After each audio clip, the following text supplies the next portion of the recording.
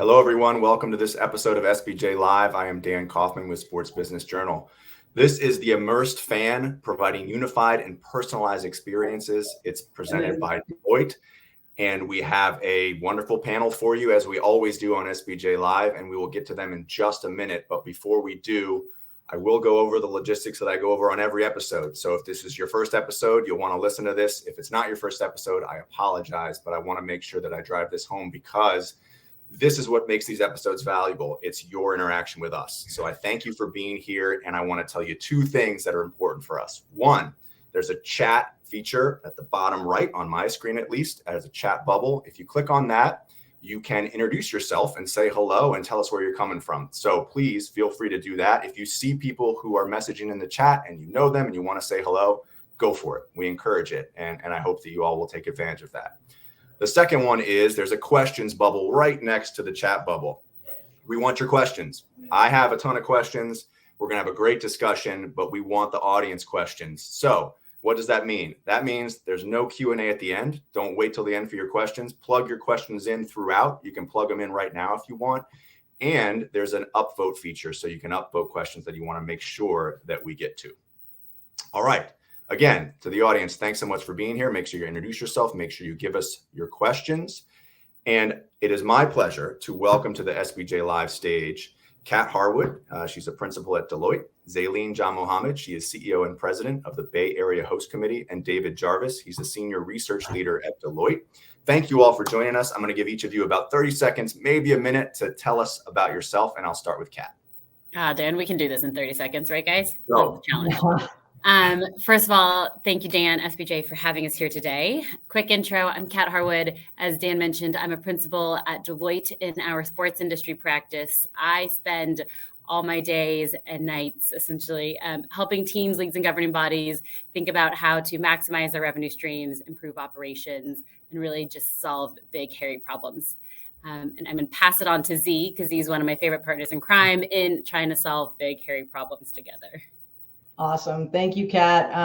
Dan, thank you, as Kat said, for having us here. I'm excited. It's going to be a fun conversation. Zaleen John Mohammed, or Z, as I've told Dan to refer to me on this session here. I am the CEO and president of the Bay Area Host Committee. I've been in this role for about 6 months, which means that I am just starting to figure out what I'm doing. But essentially, the Bay Area Host Committee's remit is to bring sport into the Bay Area to unite communities. And 2 of those sports have already been named. So the Bay Area Host Committee and the Bay Area will be hosting Super Bowl 60 in February 2026 and the FIFA World Cup in the summer of the same year, which means it's going to be a crazy year for the host committee, but an awesome, awesome year for Bay Area residents. So I'm excited to have this conversation, super relevant for what we're thinking about. David, your turn. All right. Thanks, Dee. And thanks, Dan. Appreciate it. So my name's David Jarvis, and I'm a senior research leader with Deloitte Center for Technology, Media, and Telecommunications. So I research and write on a number of different topics across the tech, media, and entertainment landscape. And one of those is sports. So we recently did a sports fan survey not too long ago of about 3,000 US sports fans. So you'll hear me reference that throughout the presentation today. And just for those that are keeping track, I'm on the East Coast in Rhode Island, so close to Boston. So that's me. Excellent. David, Z, and Kat, thank you so much for the introductions. Another message to the audience, make sure you give us your questions. Don't wait till the end, and make sure you're introducing yourselves in the chat there. I'm going to start with a question I have, and I think it will kick off a really great discussion to lead here. And it'll start with maybe a statement, and I'm going to ask whether or not our panel agrees with it. And that statement is this: younger generations aren't as interested in sports. Are we actually seeing that? Z, I'll start with you. Yeah, a quick giveaway to our audience. We had a prep call last week, and I think Dan started or had this statement come up at some point in that discussion, and I definitely flipped out, and I know it started a really engaging conversation. And so, for me, when I think about this question, I think when we say younger generations aren't as interested in sport, it can be broken down in so many different things. Do I think that younger generations and youth are are participating in sport? I do, actually. And, in the Bay Area, for sure, we've seen increases in participation across a number of different team sports, and that participation yields interest, right? So for me, it's not is there interest? I think there is interest, there's participation. I think it's how we define interest. And then I think it's around how do we keep that interest high throughout, right? And so that's the conversation that I think we'll have today is does an immersive fan experience, do we surround these people with the things that they're interested in to keep them engaged at a level that we arguably have to probably redefine as well. So for me, I don't necessarily agree with the statement, but I think there's a lot of different ways to break that statement down. David, Kat, over to you. What you mentioned the report, David. What does the data show us when you think about that question? Yeah, sure. So, we just looked at people who identified themselves as fans. But the good news is that it didn't matter, kind of, irregardless of age, right, generation. If people are already a fan, they're a big fan, right? They are, they're going to rate themselves very highly. They're going to spend time, they're going to spend money, or at least they say that they do that, right? And I think another interesting thing that we saw from a fan standpoint is that it's increasing, right? People's sports fandom over the last few years, people have said it's gotten stronger, right? And I think coming out of the pandemic, that's great news, right? So I think once people become fans, right, they're going to have that passion. And I think it doesn't matter, what age you're at. It's just kind of getting you in, and like Z was saying, kind of keeping you engaged and keeping that fandom fresh and strong. And Kat, maybe you can talk about, a little bit about kind of what we found in terms of that genesis of the fanhood, right? Yeah, and I think so. Yes, I'm going to go two directions here. So to okay. David's point, what we found is that, and actually I'm going to rewind to Z's point about how we define fans. I just want to start with the fact that I think that, especially when you look at younger generations and how they're consuming content, how they're engaging with the world, I think that we need to redefine what it means to be interested and what it means to be a fan. Because if we actually start at the very beginning on what that population is, how we define it, I think that we'll find it's much larger.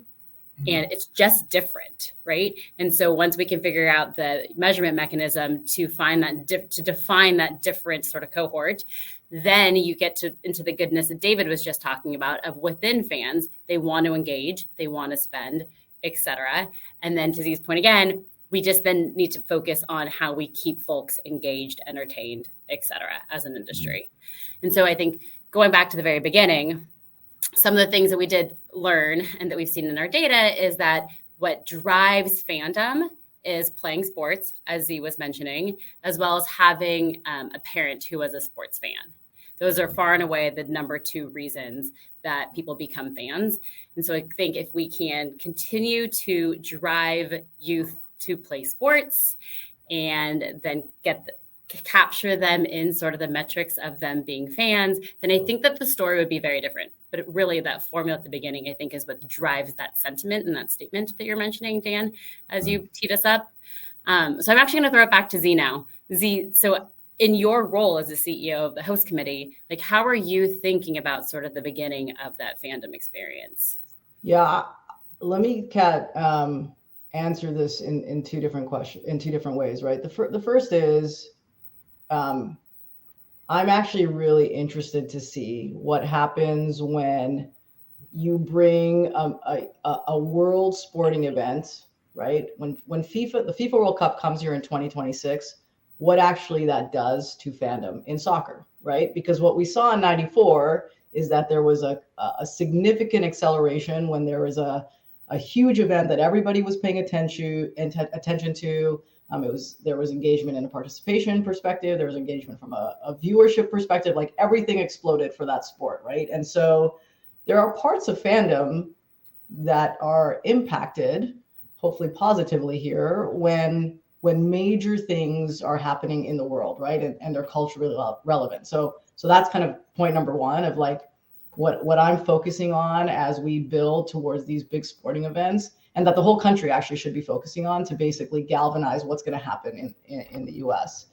The flip side of that, Kat, is where you started, right? Is, for me, the events that are coming to the Bay Area, the events themselves are going to be awesome, and I cannot wait, and I have goosebumps thinking about what they're going to feel like and look like and what I'm going to experience as a fan myself.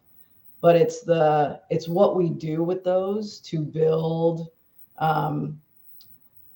participation in sport, build community engagement around sport, right? Those are the things that the host committee is actually spending more time thinking about, because sport and maybe music are probably the two things that actually bring people together. There are things that, if you're following a sports team, or if you're cheering for Team Canada in my case, or the US, like you are bringing thousands and millions of people together, and there's not a lot of things that actually do that. And so for me, it's how am I using the Super Bowl in 2026, FIFA World Cup in 2020? How am I using those things to actually drive youth participation, stickiness in youth sport, right? Digital or otherwise. Like, how do we use all of the tools that exist in the Bay Area to keep kids playing so that they continue their fandom, so that they continue to receive the benefits of the health and wellness that come out of playing, so that they continue to build the physical attributes, but the leadership qualities, teamwork, all of the other social skills that are required. And then how do you use the events to actually build a sense of community? The Bay Area, arguably needs that right now, right? And so, those are the things that actually require more of my focus. Those are the things that actually make me more excited and maybe challenge me more, versus the event itself that's going to happen. I do want to call out also, from what we learned in our study, is that for younger fans, they want social experiences. Like, if they're watching at home, they're watching with friends. They want other people around. And so even in the once they're fans and the way they consume, it's social, it's a community building, it's bringing people together. So it's exactly, I think, Yep. it's like the perfect, what you're trying to accomplish is the way that they want to be engaged. And so you just have to serve up the right event, the right, whatever it is, to meet them where they are. I tell a lot of people that when we build these community events around sport, that I want my mom to feel like she can come. And my mom may not watch the game, by the way, at all. And if she does, it might not go well, because she might ask a lot of questions. But will she, if we do this right, will she feel a sense of community? Will she feel a sense of pride that we're hosting events like this? Will she take part in other things that are sport adjacent, right? Yeah, she will, if we do this right. So that's my bar, is like, yes, I want my kids to follow and I want them to play, and because I had a lot of benefit being involved in sport. But I also think of the flip side of, like, how do we get the people that actually are not going to watch the game to feel that there's benefit from sport coming into their community? And then do we capture her in the statistic of being a sport fan? That's right. Right. And we don't right now. That's a problem. Right. I want to dive deeper on that in just a minute, but I want to note there's a couple of questions that have come through from the audience. Keep them coming, audience members. Keep chatting and introducing yourself. But one of the questions I think we should get to at the outset, because it's relevant, really just a question about the report and how you got the data, from Stacy McGranner. Stacy, thank you for the question. Stacy says, can David or Kat talk through how the 3,000 fans were identified, selected to participate in the survey, also confirming that it was 3,000 fans? Yeah, sure. So, we do, my team, at Deloitte does a lot of surveys, both kind of consumer surveys and business oriented surveys. And yeah, it was 3,004 US sports fans, to be technically correct.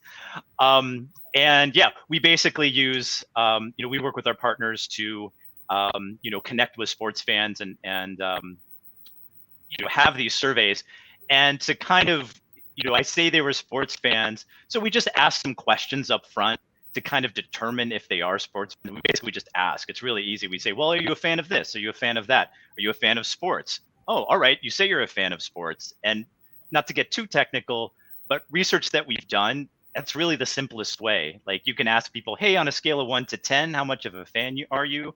Do you do these following things? But if you're a fan, you're a fan. And I think that's basically how we did it. Yeah, and we can put links, or we can send around there. Oh, there it is. Someone posted a link to the report in the chat. So thank you for the advertising. Yeah. Of course, not a problem. Thank you, David. I'm going to jump to another question I have, and that's, I think, building on the term that we use for the title of this episode, the immersive fan, right? The immersive fan experience. And then we also use these terms unified and personalized, right? So I'd love to jump into what we think we mean when we say those, and then follow that up by asking a question that we kind of said at the outset, which is, do we need to rethink the traditional method of calling someone a fan? Who wants to start? If no one raises their hand, I'll just pick on someone. I'm going to let David start, because I think we can start with some of the data, and then Z and I can add our color commentary.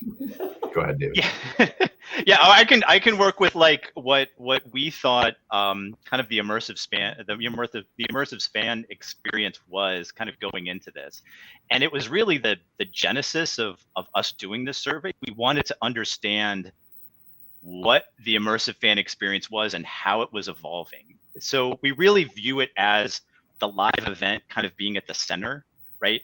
If you don't have the live event, the live sporting event, you can't have all this great ancillary stuff around it.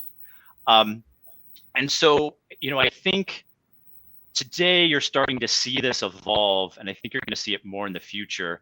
All this kind of extra things around the live event, whether it's sports betting, whether it's kind of, having different announcers, announce the same event, or maybe have a completely different experience of watching the live event. Maybe it's animated, right? But it's the actual live event. Or it's the social feed that's going on during the event while you're watching it as you're interacting with people. And to me, the immersive fan experience is something that has the live event at the core.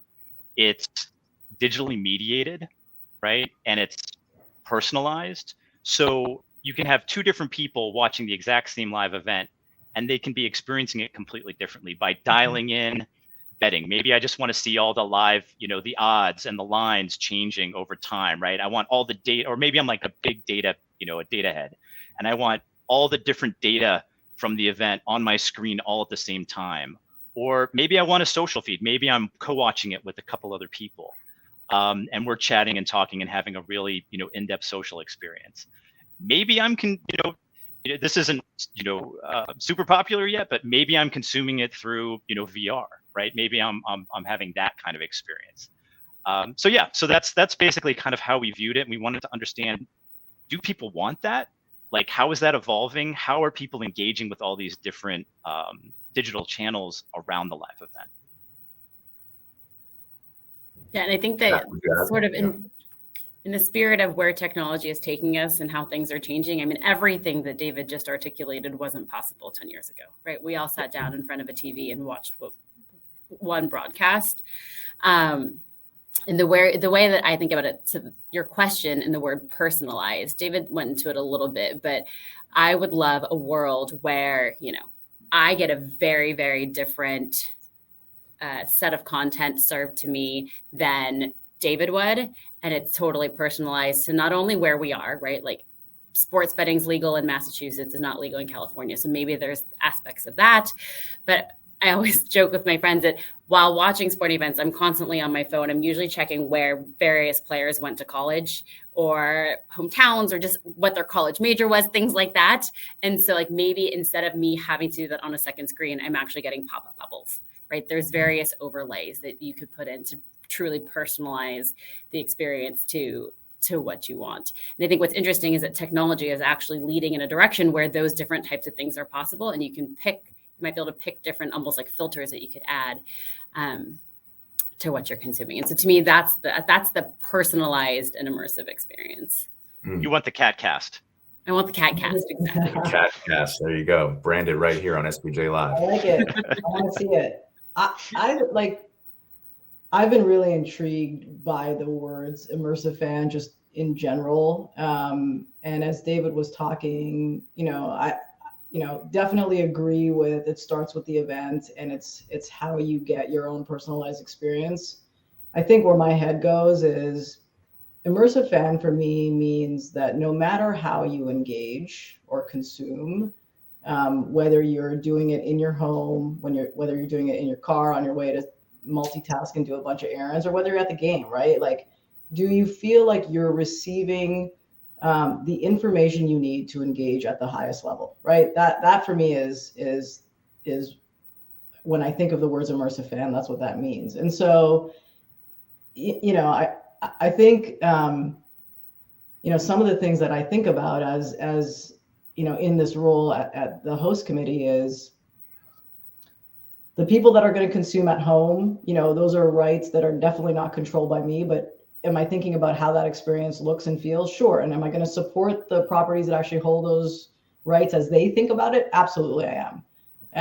I am definitely thinking about, to the point I made before, of like how people are going to, what the experience looks like for people who are not watching at home, right? Because those are probably areas that I'm starting to control.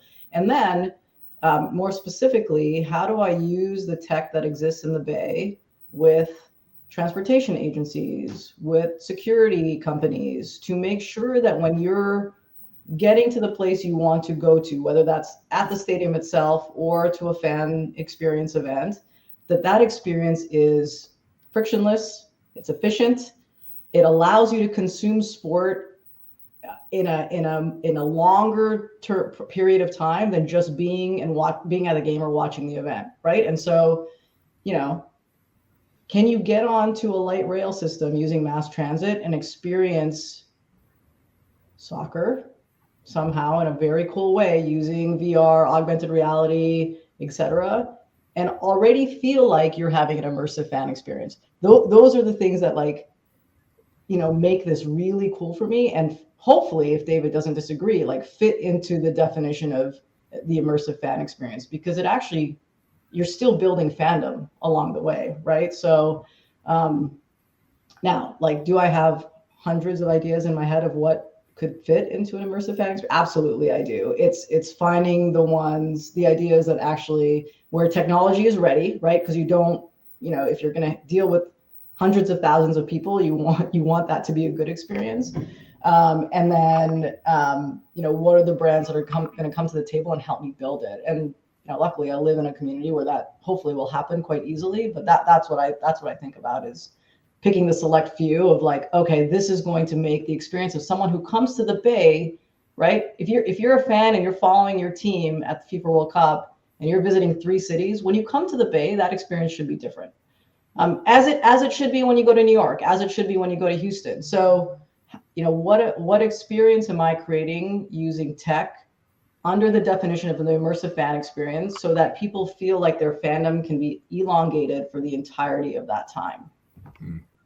I like that term too, elongating the fan experience. Yeah. Thank you, Z.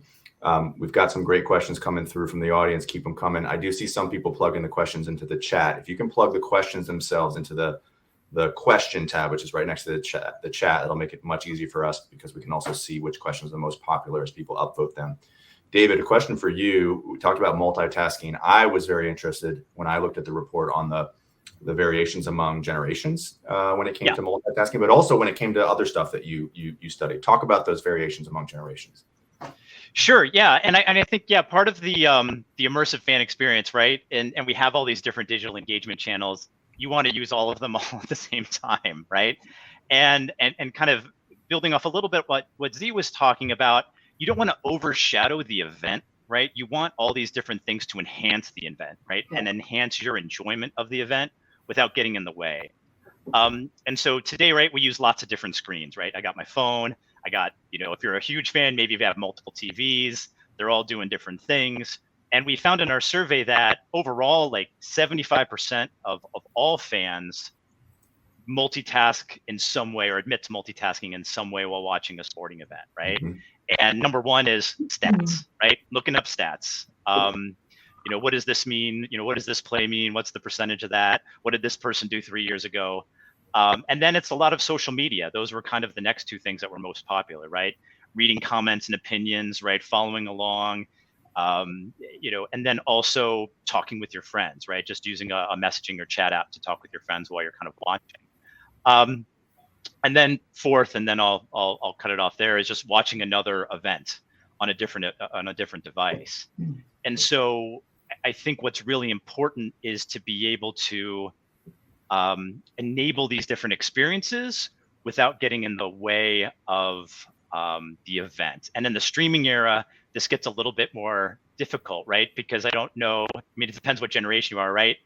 Maybe younger generations, or maybe I'll just flip through all the channels, right? I'm going to watch 6 different, games at the commercial. I'm going to flip over to this game. I'm going to flip over to the next game. Streaming, you can't do that. It's much harder. So, I mean, you are seeing things like multi-view capabilities coming online to kind of do that. So I think any kind of capabilities that scratch that itch to allow you to multitask and do more is going to be helpful. We've got a really highly voted question here from Sabrina Gornisewicz. Sabrina, I apologize. I did my best there. Sabrina G. Sabrina, thank you for the question. You got 5 upvotes. It's kind of a 2-part question, and I'm going to allow the audience members to pick and choose if they want to answer both or just one. But the question is this: how do you continue expanding the immersive experience digital channels around a live sporting event without impacting the loss of a live audience or raising privacy and security issues? Anyone want to jump on that one?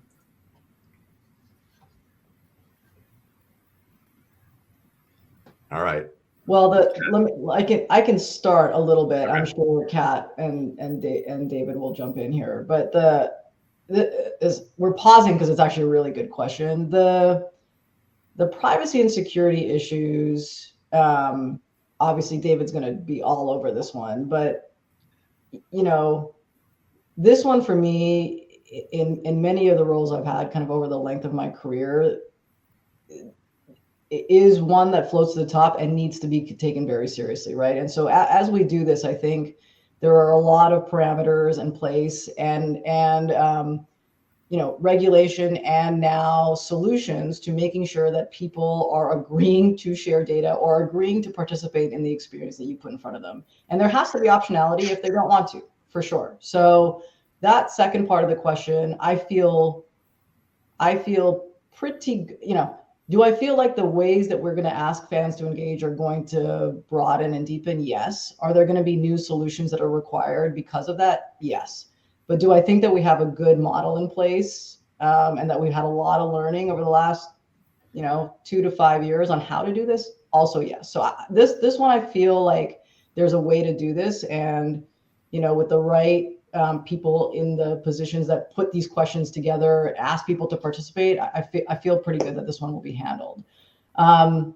The expanding the immersive experience around a live sporting event without impacting the loss of the live. I mean, that's, I think, what David was saying right off the bat, right? Is like the event is still the event, right? And you need that central event to create that. That is the thing that drives the content. It drives the conversation. It drives the excitement. It drives, everything. And what you want to do is not cannibalize what is happening kind of in the stadium and the match that's driving the rest of it, but augment it and allow fans that maybe don't have the opportunity to be in the stadium, or maybe because they can't watch it at home because there are 50 other things going on. You're allowing them to participate in the event without having to do it in the traditional ways that we're used to. So I think it's a really good question, and you have to understand that nuance of who you're trying to engage versus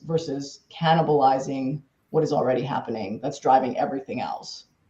Yeah, I would almost say like flipping it and calling it an opportunity to engage with more people that aren't, I'm sitting in front of a stadium, that aren't actually in the stadium. And it's funny because if we rewind, 4 or 5 years, maybe 3 to 5 years, and the narrative in this industry was around like how to compete with the couch, right? And then we went into COVID, and then we came out, and what we're seeing now is people are absolutely heading back into the stadium, and live events are seeing huge ticket sales, revenue, et cetera, all of the things. And so I see it as capitalizing on the live event, the interest, the excitement to reach more people, new people in different ways, be it through clips, through social, whatever it is, to try to bring them all in. Yeah. See, you made me think of about 6 different things that I wanted to say in the course of you talking about it. And I think it goes back to, when you were talking about, broadening the definition of a fan, also broadening the definition of the audience, right? Like, what is an audience for a live event? Is it just eyeballs on a screen watching it? Or is it how many people are betting on it as well and not watching it? Or how many people are talking about it on social media at the same time? Or how many people are like, there's like, the audience is kind of different. I also really liked thank you for bringing the live event in, because we talked a lot in our report about the kind of home experience, but I think being able to blend, to bring more of that event experience into the home, or if you're on the go, right? Or if you're watching a game, mobily, and also bringing a lot of the functionality you might get at home into the stadium in terms of stats or replay or, things, kind of blending that whole experience together, I think is great. And again, right, not everyone can afford to go to an event, right? And having that access for everyone, I think is critical. Mm-hmm. And this gets right to a question from David Barron. David, thank you for your question. It's very similar to what we were just talking about, and we don't need to necessarily rehash it, but if there's any additional thoughts, David says, specifically for the live experience, how do fan personalization, flexibility, enhanced engagement extend to a fan in the live arena? So let's see, go ahead, David, feel free. No, that's great. And we didn't ask a lot about that in our report, but we did ask a little.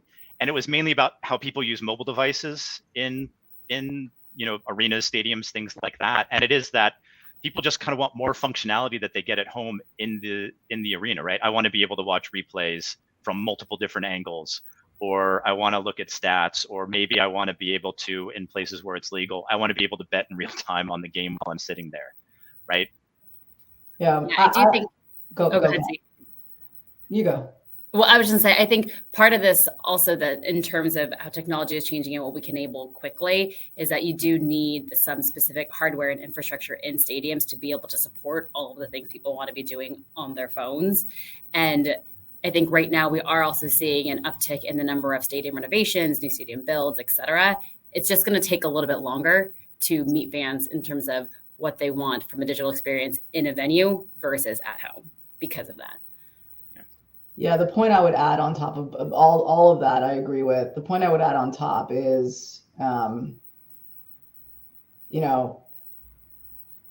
you could argue that when you go to a game, or at least when I was young, going to a game, you are focused on what's happening on the field, or that's kind of how we've been brought up. And so the traditional kind of point of view was like, I'm here, I'm going to watch the game, don't interrupt me. Like, yes, I might be here with my family, but I'm really going to consume what's happening on the field. Well, I think that's changed, right? Like, because you have your phone, because the experience is different, because sport and culture have woven themselves so tightly together, that you're looking at what's happening on the field, but you're also kind of wondering how the world is responding to what's happening on the field. What are kind of the conversations what is the highlight of the play that I just saw, which was phenomenal, but what is the reaction to the highlight that I just saw on the field, right? So, when you think about, teams and leagues and players and athletes and how they can help this kind of phenomenon of like, I care about the event that I'm watching and I care about the sport and the play, but I also care about all of the conversation that's happening at the same time. And by the way, I'm here so I can tell you how it was, right? I can participate in this conversation very authentically because I'm sitting at the stadium. That I'm really curious and intrigued to see how that plays out, because some leagues, right, have done it very well, are very comfortable with kind of subtexts, maybe not politically correct conversation, memes of the things that you see on TV or in the stadium. And they let that conversation play out and flow. And there's a lot of trash talk and back and forth and, subtext of conversation. And they're good with it because they understand kind of this interweave of sport and culture. And they know that the conversation that follows is actually really good for their brand. Other leagues and teams, it's not comfortable for them yet, right? They want to control the dialogue. They want to make sure that people, did you see focus on the play? And it's just changed. That's changed now. So for me, the live event, is how you get to and from the game. or the match, what that experience is. It efficient? Is it frictionless? Is it all the things that you need it to be? Are you getting the data if you're a really intense sports fan that you need? Are you getting the highlights when you want? And then if you're a really intense sports fan or not, by the way, can you get involved in the conversation that's happening? Because there's a whole ton of it going on outside about what you're watching live. We've mentioned it a few times, and I want to get directly to it. And it's one of the questions that I prepared in advance for this, and that's related to kind of the sports viewing market generally, right? Not necessarily live sports viewing, but the sports media market. A lot going on there, as we know. How are consumers navigating that? And then how can broadcasters or streamers help to make that experience better for fans? David or Kat, can I start on your side? Maybe then we'll jump to Z. I was say poorly as an answer to how are they navigating it? Yeah, I mean, I think it's a challenge. That's probably a better word to answer the question. It's challenging. I think what we have found, and David can share some of the specific stats, but just generally speaking, fans are frustrated by both missing events that they have access to but can't find, or there's something that they want to watch that they don't have access to, and they would have to pay more. But the one interesting thing, and I'll let David share more of the details, but out of everything that we questioned and asked during our survey, the one fact that I found to be the most interesting is that, especially at younger generations, we are willing to pay more money. We would pay a premium to just have everything in one place. Mm-hmm. So, as we go through history, it's just an interesting that the youngest generation is like, I'll just pay for it. I just want the convenience, the ease to access, et cetera. But David can share a little bit more. Go ahead, David. I think that's... Yeah, sure. God's like, please, I just want to be able to find what I want to watch. Yeah. And that's exactly right. And I think we're in this transition period, right? Where, I mean, broadcast cable still huge for sports, streaming, it's coming up fast. You're seeing a lot of different strategies, depth versus breadth. There's a ton of fragmentation across all the different ways to kind of consume this, and the fans that we surveyed to get to the stats, half said they have missed a game because they couldn't find where to watch it, or they didn't have the right streaming service. And this is just thinking about streaming, right? Half. So you are losing audience because they just don't know where to find the event. And right, we're not going to spend 15 minutes trying to find it. You're just going to be like, I'm going to watch this other game, or I'm going to go do something else. It's not that important.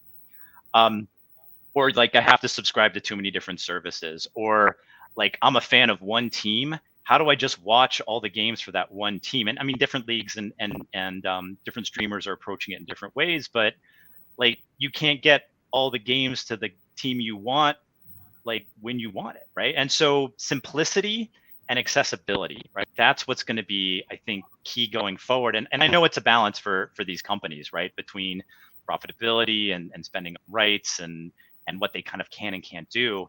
But like, Kat was saying, 80% of our millennial sports fans said they would pay extra to have all their sports in one place. So if you're going to provide a good service, right, we'll pay for it. Yeah. The interesting part to me of this question, as we kind of wind down our session, is how this relates to the first question that we talked about, which is the tie to youth sport, right? So if youth cannot find, if there is passion and there's participation and they want to watch and they can't find what they want to watch, that hurts that. Yeah. It all connects, right? Yeah. So, I played ice hockey growing up. It's a very Canadian thing to do and very typical. I'm sorry, that's just what happened. I played. I just want to. It's a 2 Canadian reference count so far. So far, I'm going to try and get to 5. I have 5 minutes left. The cliche right in the bullseye, right? Yeah. So I played. I came home. There was one broadcaster who basically, at the time that I was growing up, broadcast most of the games that I wanted to watch. So that I played in the day, I watched at night, and my fandom basically, I became a super fan because it's all I did, right? So now, like, my kids play soccer. When they come home or in the mornings, when they want to watch their favorite team, to David's point, and they can't find it, I'm cutting the time that they actually want to engage. They want to watch They want to engage. They want to become super fans. And then they're like, well, let's go do something else. I'm going to go play my Switch or my video game or go hang out with my friends or whatever it is that I'm going to do. And they stop. So it's a cycle, right? Of like how these things work together. And, I hope, like I pounded my face with my hand because it's frustrating for me, right? As a fan. There's some great questions that have come through, and I think we've touched on most of them that I have not brought up specifically. But I have one more question, and it'll expand a little bit more on our discussion around younger generations and how we engage them. And that's probably how we'll close this out. But I want to get to an audience question from Max Winters. Max says, can you talk on the growth opportunities in women's sports? So maybe through the lens of this report, any comments that you all want to share on the growth of women's sports? I'll kick it back to Kat, maybe to lead us off.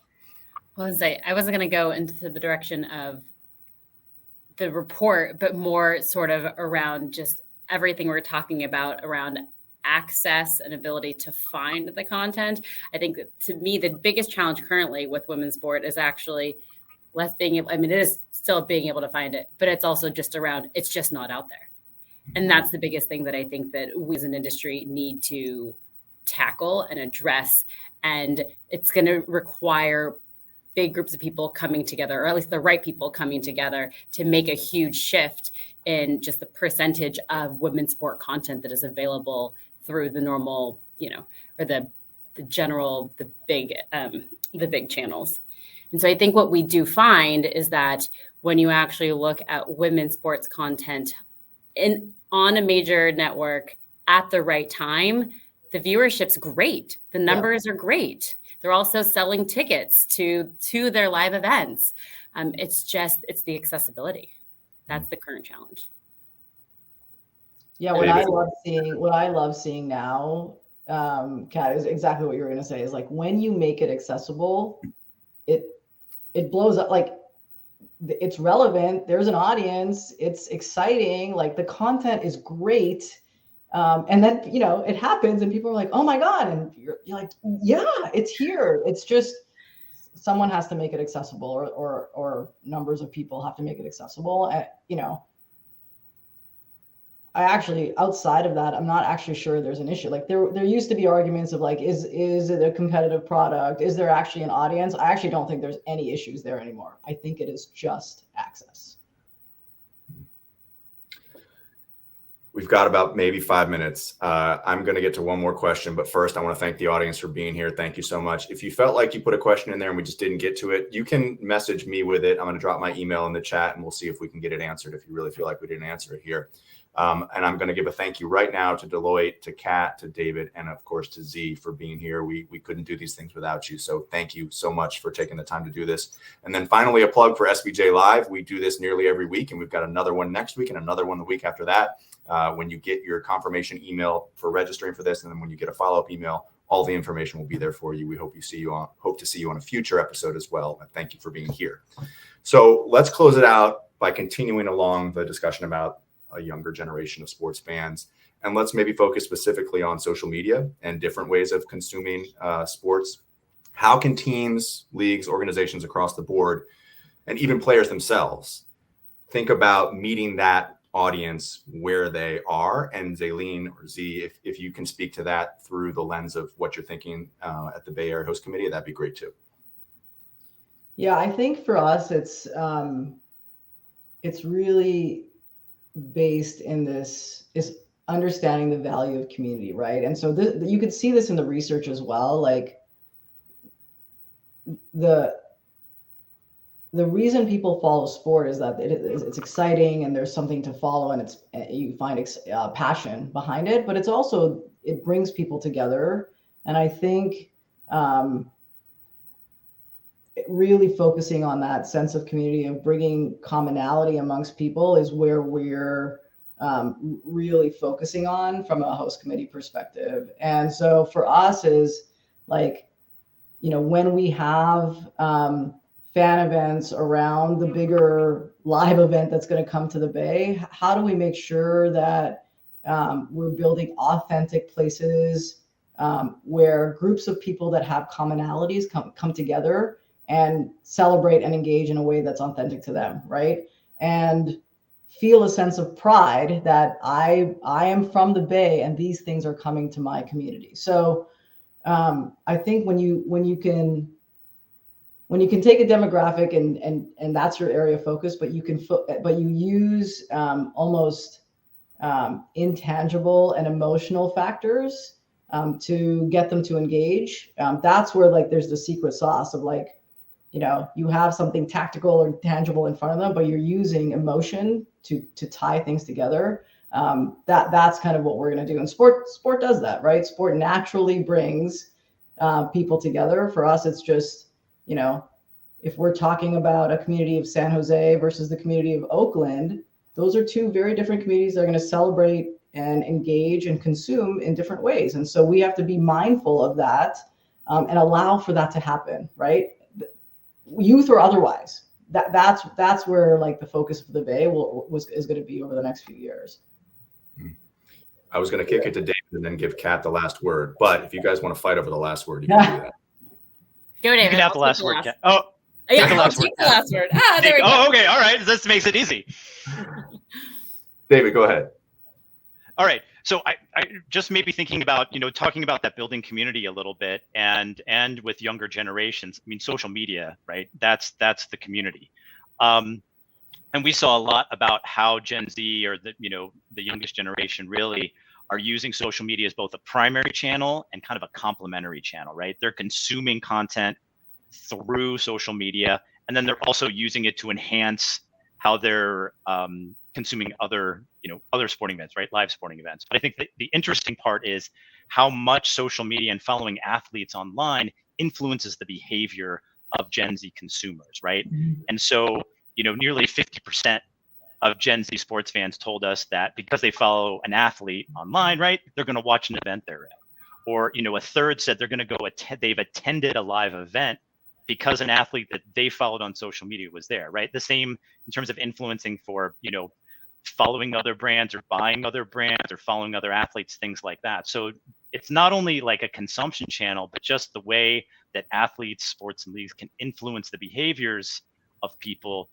And it's not, they're just being themselves, right? These athletes are just being themselves, and people kind of want to follow along. So with that, Kat, I'll give you the final word now. I mean, I was going to tie that back a little bit to earlier, our definition of a fan, like through social. If you are a young consumer and you are following a bunch of basketball players, but you don't actually watch basketball, you don't sit down and watch a game, are you considered a fan of the sport? I mean, depending on the content, you're probably still getting some clips, you're being exposed, and you're probably actually, engaging with the sport, at least, an aspect of the sport, a decent amount.